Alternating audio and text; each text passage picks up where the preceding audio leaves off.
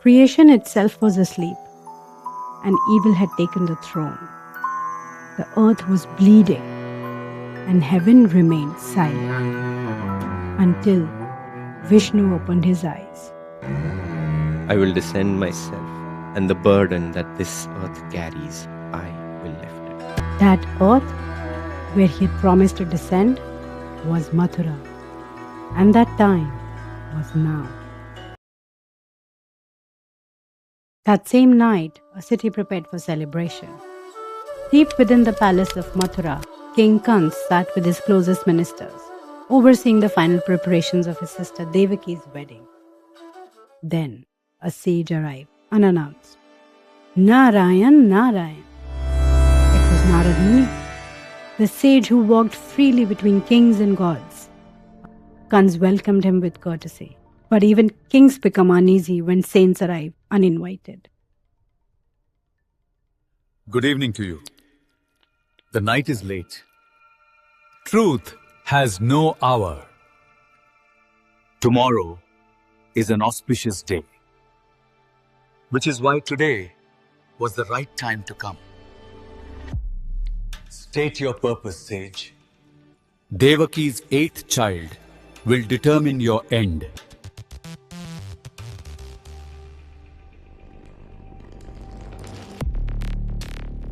You are a learned man, but these words, on this night, Dharma needs no one's permission. I don't believe you.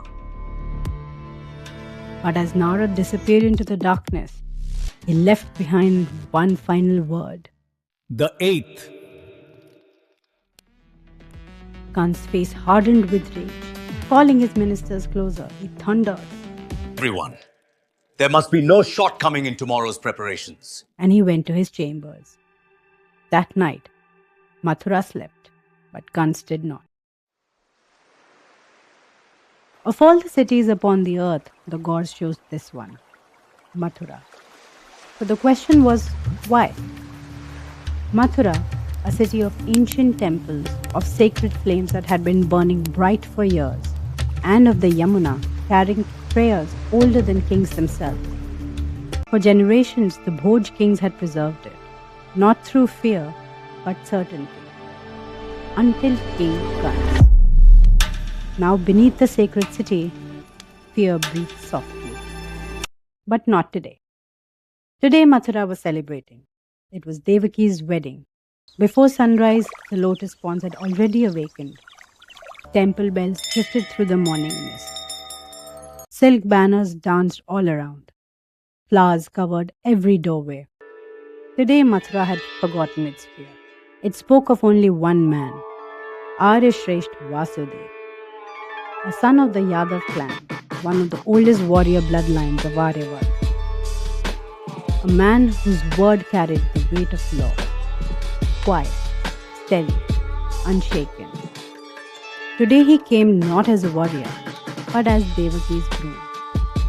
And everyone said Devaki's destiny had chosen well. Devaki, princess of Mathura, dearest sister of King Kans, the reason behind his smile. She moved through the palace like living light, unaware that destiny had already begun moving towards her. She and Vasudev managed to find a moment away from the celebrations. No royal court, no priest, no noise. Just two people standing unknowingly at the edge of destiny. You are very calm. And you observe very carefully. It is the Kshatriya nature. And a princess's nature? That only you would know. You are not afraid? I am afraid. Of what? Of breaking my word. And in that moment, Devaki understood him. To Vasudev, a vow was sacred. And today, he was giving her his word. Inside the bridal chambers, Devaki prepared to leave Mathura as a bride. And outside, King Kans had lined the entire city with his personal guards. Today, nothing would hinder his dear sister's farewell. That was Kans' strength as a king. He may not have been the most loved king, but Mathura stood strong under him. And today, the king was simply a brother, happy for Devaki, welcoming Vasudeva with warmth. But somewhere deep within him, Narad's prophecy still lingered. The eighth.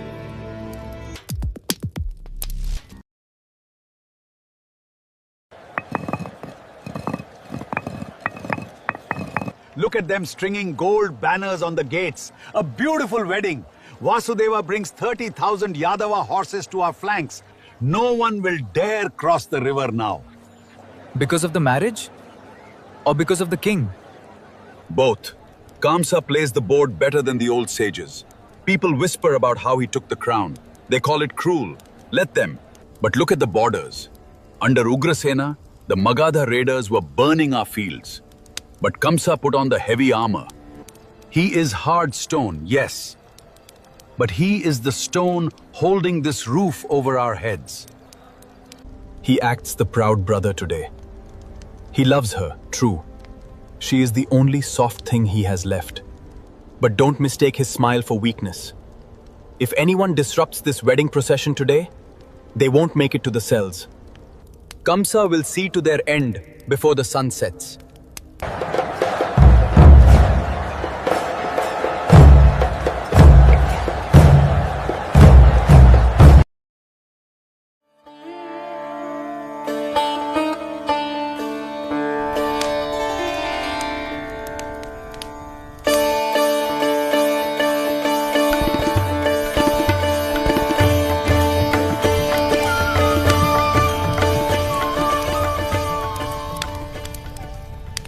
Beneath the wedding fire, a father sat alone in chains.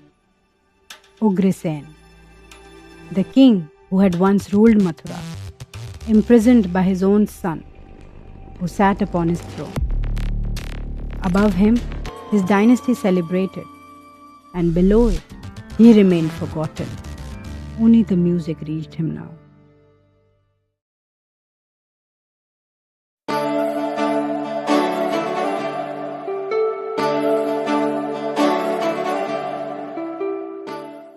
You look like a goddess, the most beautiful bride in the kingdom. I cannot imagine you are leaving this palace.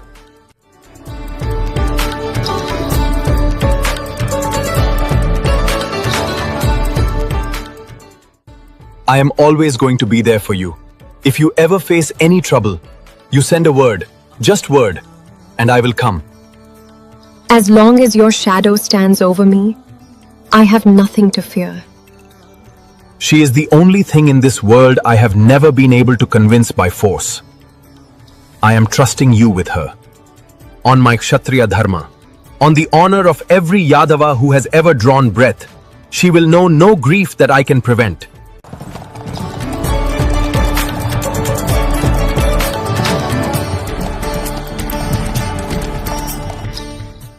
An emotional Kans took the reins of the royal chariot himself. He said, "A king's sister leaves Mathura in a king's chariot, driven by a king's hands." As the procession departed through the city, Mathura celebrated its princess one final time.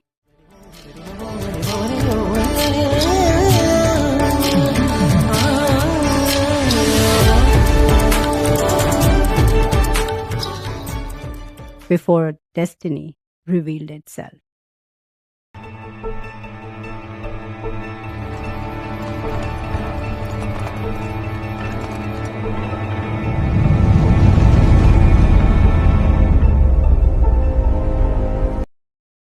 And then the sky spoke.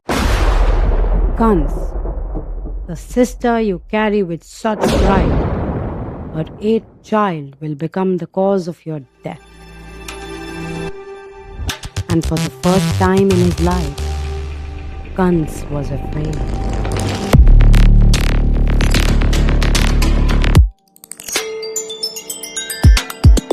And beneath a terrified sky, the gods finally touched the earth.